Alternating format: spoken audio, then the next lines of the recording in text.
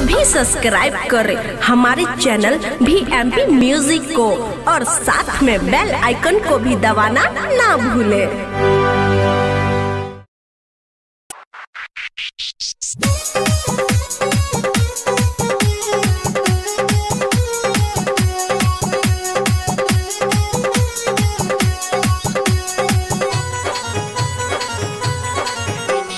मौगी भागल कई हमरा गई गई गई गई गई गई गई मौगी भागल कई हमरा बेलना से मार के लेलही जौन सिकरिया गे छौरी दे ना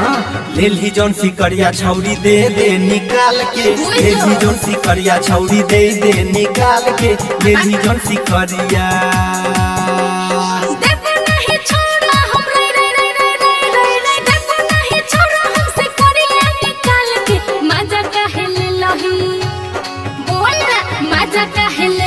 तू टंगरी पसार के मजा काहे ले लही तू टंगरी पसार के मजा काहे ले लही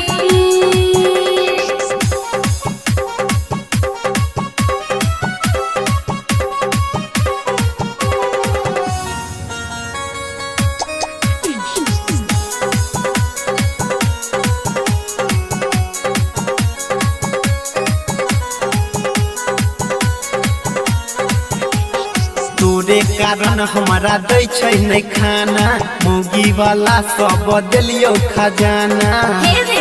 खाली हमरे गलती छियो की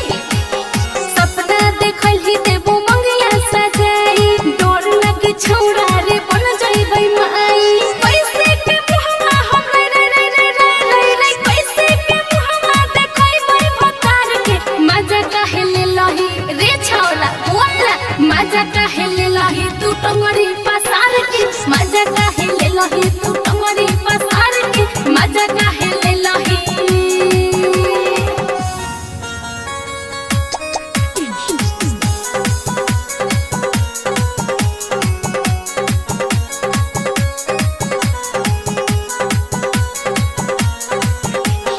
ठक लेलही छौरी तू त यादव अनिल के मौगी वाला प्यार ले लेलही छीन के एगो हमें मजा ले लू की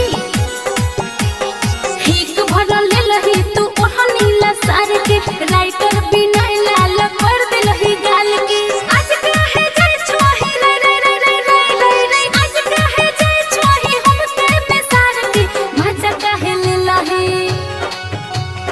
मजा काहे ले लही तू टंगरी पसार के मजा काहे ले लही तू टंगरी पसार के मजा काहे ले लही